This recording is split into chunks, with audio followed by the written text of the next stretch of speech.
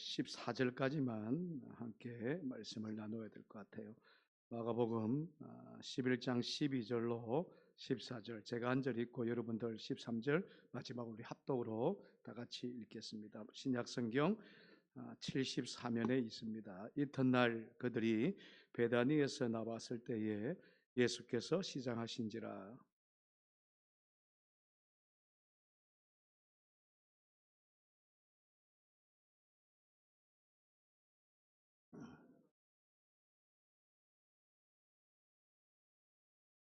우리 함께 예수께서 나무에서 말씀하여 이르시되 이제부터 영원토록 사람이 내게서 열매를 따먹지 못하리라 하시니 제자들이 이를 듣더라. 아멘. 우리 앞뒤 좌우 사랑합니다, 축복합니다 인사 나누십시다. 사랑합니다, 축복합니다. 잘 오셨습니다. 잘 오셨습니다. 은혜 받으십시다. 잘 오셨습니다. 은혜 받으십시다. 날씨가 완전히 이제 겨울 날씨입니다. 내일은 오늘보다 더 춥다고 하는데 이래야 겨울이지요.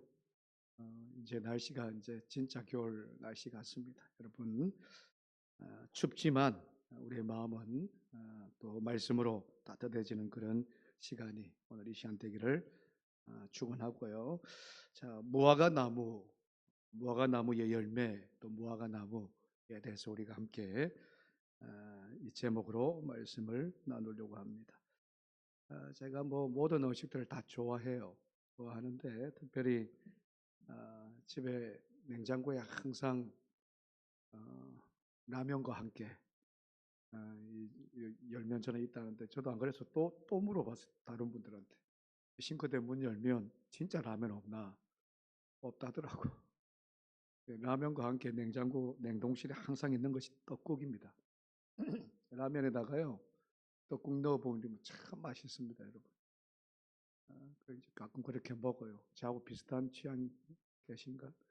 어쨌든 그 떡국을 참 좋아하는데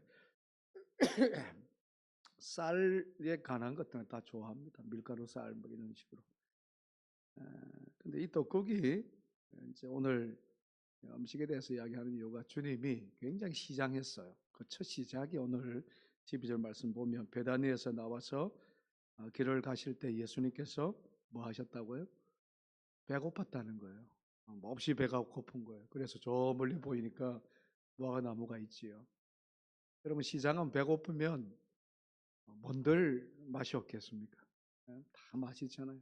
근데 이제 특별히 제가 참 떡국을 참 좋아하는데 언젠가 엄청나게 위험한 식품이 떡국이다.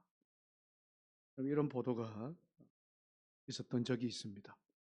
엄청나게 위험한 식품이 떡국이다. 떡국이 이제 그 보도에 의하면 그 떡국이 각종 성인병과 더불어 암, 골다공증, 치매, 탈모, 노인병 등을 유발하는 것으로 드러났다는 거예요.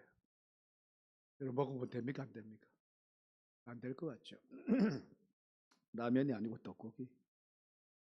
그래서 국내의 연구진들의 보고에 의하면 그 주요 원인이 뭐냐, 떡국이 왜 그렇게 나쁜가, 그거에 대해서 이렇게 연구를 했는데 이런 발표가 있었어요. 떡국을 먹게 되면 사람이 나이를 먹기 때문에 그렇다. 짜고 이야기하는 건데 좀 웃어주시는 것도. 새해 들면 우리 요즘에는 평상시에 먹죠 뭐. 근데 새해 들면 꼭 먹어야 되는 것이 떡국이잖아요. 떡국을 먹게 되면 나이를 한 살 더 먹는다. 그래서 한 살 더 먹고 한 살 더 먹고 한 살 더 먹으면 성인병도 나오고 골다공증도 다 되고 치매도 되고 노인병도 나타나기 때문에 웃자고 하는 이야기 같지만 그런 이야기가 있더라고요. 그래서 참 저도 한참을 웃었습니다. 배가 고프면 여러분들 다 음식이 다 먹고 싶지요. 특별히 제가 막 배가 고플 때 저는 이 과일보다는 주님은 과일을 찾으셨어요. 무화과 나무를 찾으셨는데 오늘 보시면 저는 밀가루가 참 그렇게 먹고 싶어요. 그래서 한 달에 한 번 정도는, 많이는 아닙니다. 이 짜장면을 한 번씩 사 먹어요. 어디 가냐면 저건 만리장성 바로 옆에 있는 데 가서 그 아주머니가 저를 알아요. 거의 뭐 한 달에 한 번씩 내지는 2주에 한 번씩 올 때도 있으니까 목사님 오셨습니까? 하면서 인사를 앉아 있다가 없으시면 꼭 그 이야기를 하는데 어쨌든 간에 참 먹고 싶은 것이 참 많아요. 배가 고프면. 배가 안 고프면 뭐 먹고 싶은 것도 없는데 이렇게 첫 스타트를 먹는 이야기를 하는 거가 아까 금방 이야기했지만 주님이 굉장히 시장했어요. 배가 고팠어요. 배가 고프다고 저 같은 경우는 무화과 나무를 안 먹을 것 같은데 길을 가시다가 배가 고프고 12절 말씀 보시면 이튿날 그들이 베날에서 나왔을 때 예수께서 시장하신지라라고 하면서 몹시 배가 고팠다는 거예요. 그래서 멀리 보니까 13절 말씀 우리 다 같이 한번 13절 짧은 말씀이지만 읽습니다. 멀리서 잎사귀에 있는 한 무화과 나무를 보시고 혹 그 나무에 무엇이 있을까 하여 가셨더니 가서 보신즉 잎사귀 위에 아무것도 없더라. 이는 무화과의 때가 아님이라. 가서 봤더니 잎은 굉장히 무성한데 잎 외에는 열매가 없는 거예요. 사실 잎이 무성하면 열매도 있어야 되거든요. 근데 뭐라고 이야기하냐면 그 때가 아직 안 됐다. 잎이 있어도 무화과가 열매가 아직까지도 열매로 그렇게 익지 않을 경우가 있어요. 우리 사택 앞에 무화과 나무가 있잖아요. 잎이 먼저 확 나고 아니지 무화과는 열매가 먼저 나는군요. 제가 그러고 보니까. 그리고 잎이 커집니다.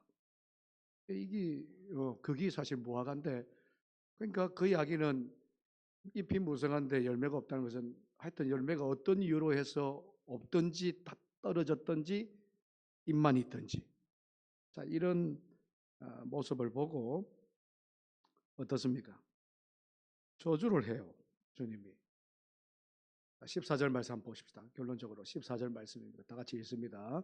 예수께서 나무에게 말씀하여 이르시되 이제부터 영원토록 사람이 내게서 열매를 따먹지 못하리라 하시니 제자들이 이를 듣더라라고 말씀. 얼마나 여러분 급실망하셨으면 배가 엄청나게 시장했는데 가서 봤는데 잎만 무성하고 열매가 없는 모습을 보고 주님께서 말씀하시는데 이게 어찌 보면 14절 말씀을 보면 저주의 말씀 같지 않아요? 무화과 나무에게 저주를 합니다. 어떤 저주냐 그럼 너는 이제부터 영원토록 열매가 없다. 열매가 없을 것이다. 나중에 보니까 여러분 다른 보면 우리 20절 이후에 보면 다른 복음서도 있지만 무화과 나무가 어찌 됐는지 아세요? 말라 죽어요. 그 무화과 나무가 주님께서 이렇게 명하셨던 이 나무가 말라 죽어요. 아니 그런데 이 말씀을 통해서 오늘 저와 여러분들에게 하시는 말씀이 있어요. 우리에게 교훈 주는 말씀을 오늘 우리가 함께 말씀을 나누려고 하는데 그 첫 번째가 몇 가지가 있는데 그 첫 번째가 뭐냐 그러면 여러분 무화과 나무에 잎이 무성했다는 이 표현을 가지고 우리가 한번 생각을 해보시면 우리에게 하시는 말씀이에요. 이스라엘 백성들에게 이야기하고 제자들에게도 이야기하지만 첫 번째 우리들에게 한번 적용을 해보면 뭐냐 그러면 잎이 무성하다는 것은 여러분 겉으로는 굉장히 지금 무엇인가 건강하고 풍성하게 잎이 무성한 거는 건강한 겁니다. 풍성한 거예요. 나무가 잎이 없으면 건강하지 않아요. 그러지 않습니까? 그러니까 뭔가 풍성하다는 거예요. 그런데 반드시 있어야 되는 뭐가 없다고요? 열매가 없는 거예요. 열매가. 그렇게 기대하고 갔는데 잎이 무성해서 갔는데 그 나무가 열매가 없는 거예요.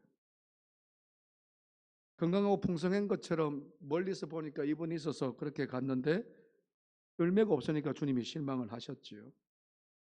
그래서 그런 저주를 했는데 여러분 한번 생각해 보시면 주님이 감정에 의해서 그런 말과 행동을 했겠냐는 거예요. 성경에 보면 이제 그 다음에 나오는 다음 우리 수요일에 나오는 성전 정할 때는 그때도 감정 아닙니다. 성전 안에서 물건을 팔고 막 비둘기 팔고 하는 사람들한테 쫓아내는 것도 우리는 그럴 수 있어요. 우리 인간들은 우리 사람들은 감정에 굉장히 치우치거든요. 내 마음에 안 들면 여러분 이게 의미가 있든 없든 간에 먼저 말과 행동이 나가는데 주님은 그럴 분이 아니거든요. 배가 몹시 시장했어요. 이것도 어찌 보면 하나의 감정이지요. 그런데 열매가 없어요. 그래서 그냥 저주를 하는 거예요. 이제부터 열매 먹지 못할 거다. 그러고 나서 나중에 말라 죽어요. 이걸 가만히 생각해 보면 주님이 그렇게 사람의 인간의 감정을 통해서 말이나 행동을 하실 분이 전혀 아는데 왜 그렇게 행동을 했냐는 거예요. 감정을 그렇게 드러냈냐는 거죠. 절대로 주님이 성경을 보시면요, 여러분 감정을 드러낸 적이 없어요. 인간적인 감정, 화라든지 내지는 서운한다는 것, 이런 감정들이 없는데 그렇게 하신 이유가 뭐냐는 거예요. 여러분 오늘 이 짧은 말씀이지만 이 안에는 여러분 그 행동을 통해서 하나님의 메시지 뜻이 있더라는 거예요. 의미가 있더라는 거죠. 여러분 평화의 왕으로 오셨잖아요. 인류를 구원하시러 오신 주님입니다. 이제 지금 계속 마가복음을 통해서 며칠 있으면 예루살렘에 입성을 하셨어요. 이제 며칠만 있으면 십자가를 지실 주님입니다. 그런데 애꿎은 지금 무화과 나무를 저주하고 있다는 거예요. 평소하고는 전혀 다른 그런 과격한 말을 해서 그 나무를 죽인 이유가 우리에게 뭐냐는 거예요. 오늘 저와 여러분들에게 적용을 하나 딱 할 수 있는 것은 첫 번째가 우리를 향해서 하시는 말씀이 우리가 여러분 입만 무성하고요 열매 없는 삶을 살지 말라는 것 첫 번째 메시지입니다. 예를 들면 우리 신앙생활이 그럴 수가 있습니다.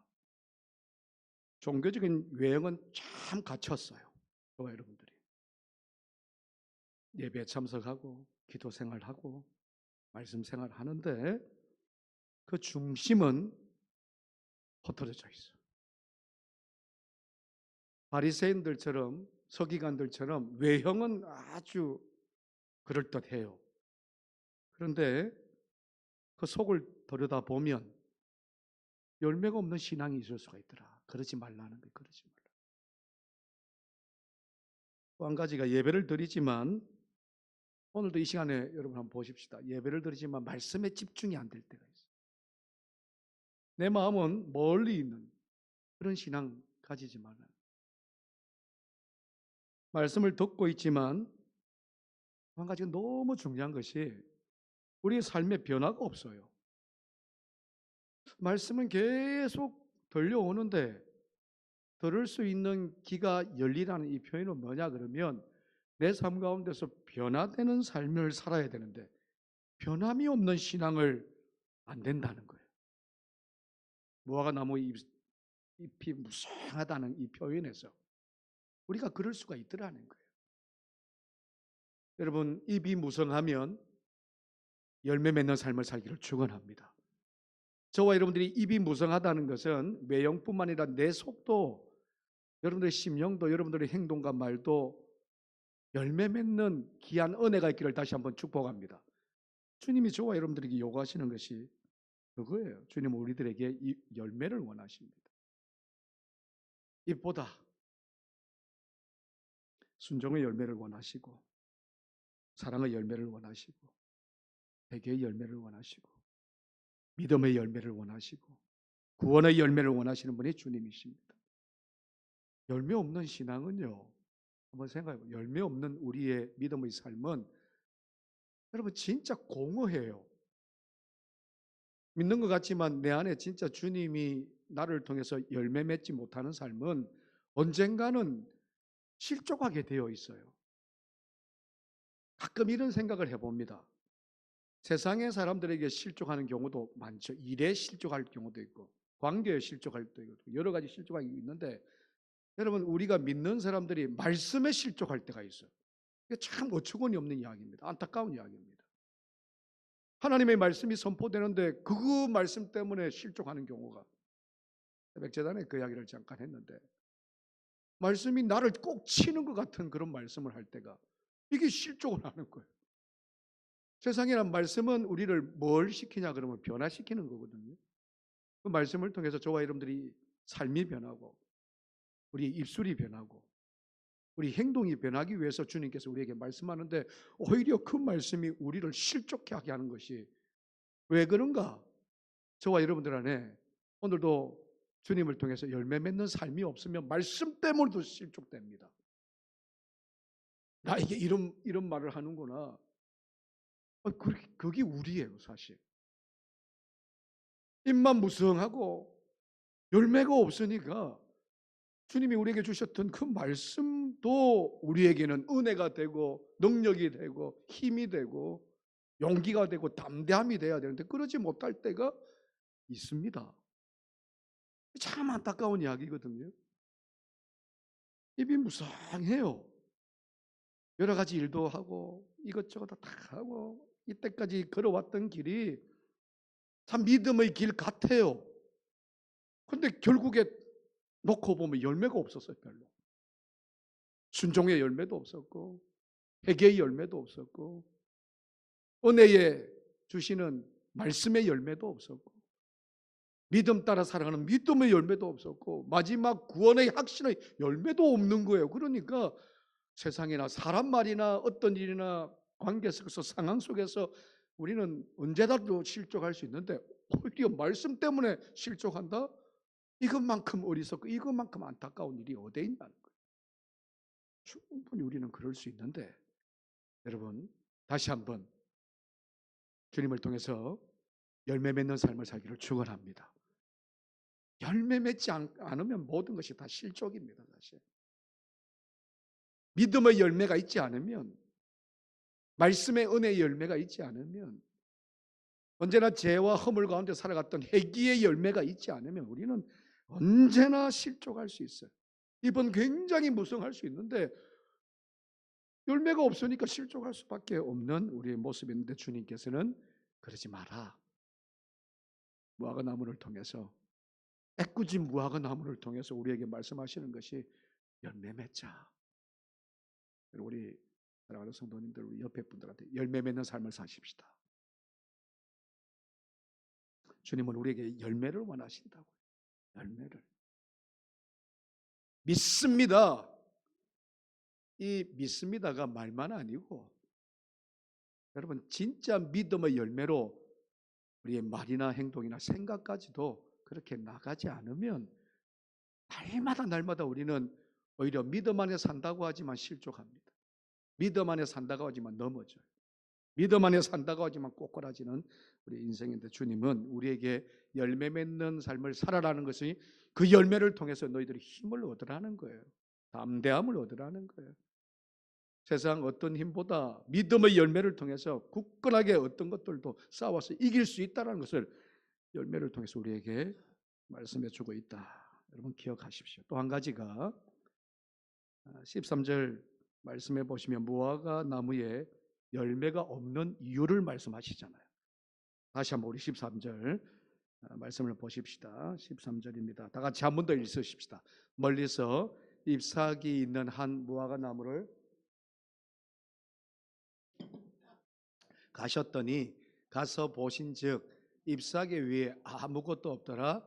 이는 무화과의 때가 아님이라. 자, 내가 지금 계속 읽고 있지만 가서 봤더니 잎사귀는 무성한데 열매가 없어요. 근데 그 열매가 없는 이유가 뭐라고요? 때가 아니야, 때가. 황당할 때가 있어요. 아니 주님이 지금 무화과 그러고 나서 14절 말씀에 저주를 하셨잖아요. 열매는 시기가 돼야 열어요. 그 때가 돼야 열립니다. 사택 앞에 제가 아까 무화과 나무 있다 그랬죠. 우리 서한나 권사님이 심었던 것이 참 이게 여름마다 이게 수확을 참 많은 분들이 따먹어요. 그렇게 너무 그래서 마음껏 드십시오. 마음껏. 이제 하나씩 하나씩 따먹는, 새벽기도 끝마치면 목사님 따먹었습니다. 먹어도 됩니다. 다 그냥 드셔. 또 열매가 또 나고 또 나고 하는데 딱 시기가 있어요. 언제입니까, 여러분? 여름입니다. 여름. 봄도 아니에요. 여름, 초여름부터 딱 시작해서 열매가 쫙 익어요. 조그만 열매가 태어나서 햇빛 쫙 받으면요, 그때부터 그냥 점점 커집니다. 그렇게 그 때가 있으면 아무 때나 열리는 것이 아니에요. 그 때가 있는데 그때는 어김이 없습니다. 그럼에도 불구하고, 그러면 열매가 나는 때가 있음에도 불구하고 열매가 나지 않는 시기가 아닌데도 불구하고 주님이 느닷없이 저주를 하신 거예요. 참 이 말씀이 이해는 안 되잖아요. 열매 있는 삶을 살아라 이까지는 괜찮은데, 저주하셨던 이유가 그 때가 아니래요. 열매 맺는 때가 아니랍니다. 이제부터 영원토록 내게서 사람들이 열매를 먹지 못하리라. 이것도요, 제자들이 들을 수 있도록 큰 소리로 이야기했어요. 그냥 나지막하게 이야기한 것도 아니고. 제가 이 말씀을 묵상하면서 어떤 생각이 딱 드냐 그러면, 여러분, 무화과나무 입장이 아닙니다. 제자들의 입장. 왜 14절 말씀 보면 제자들이 이를 듣더라 했잖아요. 제자들의 포커스를 딱 맞춰서 어떤 생각이 드냐 그러면, 정말 저주 같은 이야기 같지만, 우리가 듣기로는 무화과나무에게는 이 저주 같은 이야기지만 제자들에게는 그것이 사랑의 경고의 메시지입니다. 이게 굉장하게, 자, 제자들이 듣더라라고 했던 이 말씀 앞에서 한번 생각해 보자고요. 제자들에게 하신 말씀이에요, 사실. 너희들이 겉만 번들어 하면 안 된다는 거예요. 그런 신앙생활 하지 말라는 거예요. 하지 말라는 거예요. 나는 반드시 열매를 찾는다는 것을 여러분 제자들에게 말씀합니다. 안 그러면 여러분, 우리는 믿음으로 죽고 삽니다. 그걸 아셔야 됩니다. 무슨 말이냐? 믿음이 없으면 영혼은 죽습니다. 영원한 천국 갈 수 없습니다. 주를 믿는 자는, 여러분 요한복음 11장 25절 26절 말씀에 주를 믿는 자는, 죽어서 주를 믿는 자는 살겠고 무릇 살아서 주를 믿는 자는 영원히 죽지 아니하리라. 믿음 때문에 여러분 살고 죽는다니까요.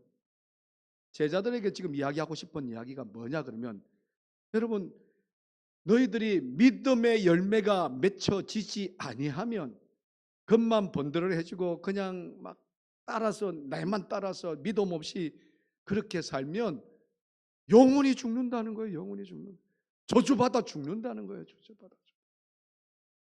무화과 나무의 비유를 통해서 말씀하고 있더라는 거예요. 이제부터 영원토록 죽는 겁니다. 무화과 나무처럼. 지금부터 시작해서 영원토록 열매가 맺히지 아니하리라. 이것이 제자들, 아니 우리들에게도 적용이 돼요. 믿음으로 저와 여러분들이 서 있지 못하면 지금으로부터 시작해서 영원까지, 여러분 우리의 육체는 죽잖아요. 영은 하늘나라에 올라가야 되잖아요. 근데 그 하늘나라에 올라가는 천국이 아니라 지옥을 통해서 영원히 죽고 싶어도 죽지 못하는 지옥불로 들어가는, 죽은 거나 매한가지 그런 인생으로 남을 수밖에 없기에 주님께서는 무화과 나무의 비유를 통해서 제발 열매 맺는 삶을 살라는 거예요. 믿음의 삶을 살라는 거예요. 믿음으로 열매 맺으라는 거예요. 그래야 지금부터 시작해서 영원까지 죽지 않겠다라고 제자들에게 첫 번째 말씀하시고, 결론적인 진짜 정확한 대답은 뭐냐 그러면 세 가지에서 마지막입니다. 도대체 아까도 이야기했지만 배가 고파서 이야기하는 게 아니라 열매 맺는 삶을 살아라. 제자들에게 영혼까지 믿음으로 서 있지 못하면 영혼까지 너희들이 살지 못한다라고 이야기하면서 진짜 하고 싶은 정답이 뭐냐 그러면 여러분 평화의 왕으로 오신 그 주님이고 십자가를 지시기 위해서 오신 주님이 느닷없이 무화과 나무를 저주했던 진짜 이유는 여러분 이스라엘의 멸망을 예언하셨던 말씀이에요. 온 인류의 멸망을 사실 말씀하셨던 거예요. 무화과 나무는 사실 이스라엘을 상징하는 나무입니다. 하나님이 선택한 백성들, 축복받은 이스라엘을 상징하는 그 나무가 열매가 없는 거예요. 오늘날 저와 여러분들이 이야기하면 믿는 자 하나님께서 택감을 통해서 믿음 안에 선 있는 저와 여러분들이 열매가 없습니다. 열매가 하나도 없는 그 나무에게 영원히 열매 맺지 못하고 결국에는 말라 죽게 되듯이 열매 없는 하나님의 택한 백성 이스라엘들은 완전히 멸망할 수밖에 없다라는 것을 다시 오늘 이 짧은 말씀을 통해서 말씀하고 있더라는 거예요. 그들이 잘못이 뭐냐 그러면 주님이 이 땅에 오셨잖아요. 그런데도 구원해 주실 것으로 믿지 못하는 믿음 없는 영혼들, 메시아를 맞을 준비가 전혀 되어 있지 못하는 이스라엘 백성들, 잎은 무성한 것 같은데 그들에게 나타나는 신앙적인 깊은 신앙적인 모습 열매가 없는 그런 이스라엘들이 이제 곧 그 영혼들은 멸망할 것이다. 그 이야기를 해주는 거예요. 결국은 경고의 메시지는 왜 하느냐? 그 경고의 메시지를 통해서 이스라엘 백성들도 그렇고 우리도 깨닫게 하시는 거죠. 항상 하는 말이 새벽전을 여러분 깨닫는 것이 은혜입니다. 하나님 말씀을 깨닫는 것이 은혜입니다. 우리 옆에 분들한테 깨닫는 것이 은혜입니다. 말씀을 듣고 깨달으면 은혜예요. 깨닫는다는 것은 변할 수 있다는 거죠. 뒤집어 줄 수가 있다는 거예요. 지금처럼 살지 않는다는 거거든요. 그 깨달음을 통해서 여러분 우리가 바른 길로 진리의 길로 말씀의 길로 갈 수가 있더라는 거죠. 왜 우리가 자꾸 세상에서 실족하고 무너지느냐? 깨닫지 못하니까. 주님이 요한복음 14장 가면 주님은 나의 포도나무입니다. 우리가 주님께 생명이 있고 길이 있고 진리가 있고 여러분 세상의 빛이고 떡이 있고 생명과 부활이 있다는 것을 우리가 깨닫지 못하니까 주님께 붙들러 매여 있는 삶이 아니더라는 거예요. 그런데 깨달아지면 주님 붙들어야 산다는 것을 알거든요. 그것이 우리를 살린다는 것을 알거든요. 그래서 우리는 깨달아지면 언제나 주님 붙들고 살려고, 오늘도 주님 붙들고 내일도 주님 붙들고 끝까지 주님 붙들고 살려는 우리의 모습이 있더라는 거예요. 그러면 사는 거죠. 열매는 우리가 주님께 붙어 있어야 맺는다고 그랬어요. 포도나무에 신 주님께 우리가 떨어지는 순간 열매는 스스로 열매를 못 맺어요. 믿음이 스스로 됩니까? 안 됩니다. 주님께 붙들어 있어야 가능합니다. 구원의 열매가 스스로 안 됩니다. 주님께 붙들어 있어야 가능합니다. 그래서 열매는 예수님의 말씀에 순종할 때, 붙들고 순종할 때 맺어지고, 기도로 하나님께 붙어 있을 때 하나님께서 그렇게 맺어주게 하신다. 그런 열매는 그래서 날마다 저와 여러분들이 예수님께 붙들려 있는 삶, 붙드는 삶, 그 삶이 오늘도 열매 맺는 삶이다. 여러분 그런 삶을 살기를 다시 한번 축원합니다. 주님은 무화과 나무 앞에 서셔서 동일하게 우리들에게도 말씀하셔요. 조용하게 물어보십니다. 사랑하는 자야, 너에게 열매가 있느냐? 그때 저와 여러분들이 다른 말 하실 필요 없어요. 내가 주님께 붙들림 당하는 주의 종이 되겠습니다.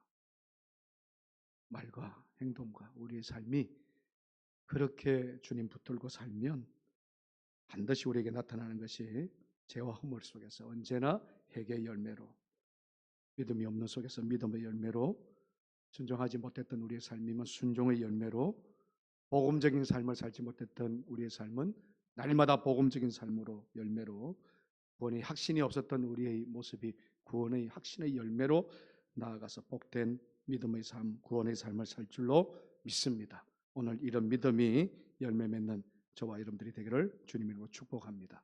기도하십시다. 하나님 감사합니다.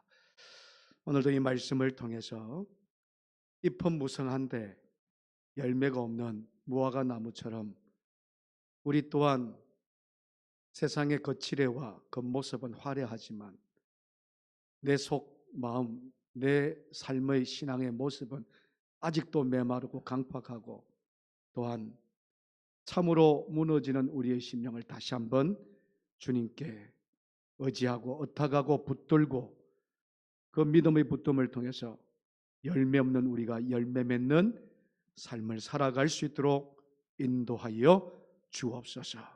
하나님 아버지 앞에 실족하지 않게 하기 위해서, 오늘도 세상 가운데서 세상을 따라가지 않기 위해서, 시험과 유혹 앞에서 무너지지 않기 위해서 오늘도 하나님의 말씀과 기도의 사람이 되기를 원합니다. 예배를 통해서 주님을 음성을 듣는 귀한 주의 백성들 되기를 원합니다. 한 사람 한 사람을 만나주시고 말씀 앞에 아멘하며 아버지 순종의 믿음을 통해서 하나님의 귀한 구원의 열매로 그 길로, 진리의 길로 나아가는 귀한 주의 백성들 되게 하여 주옵소서. 예수님 이름으로 기도하옵나이다. 아멘. 우리 찬송 386장 찬송하십시다. 386장입니다.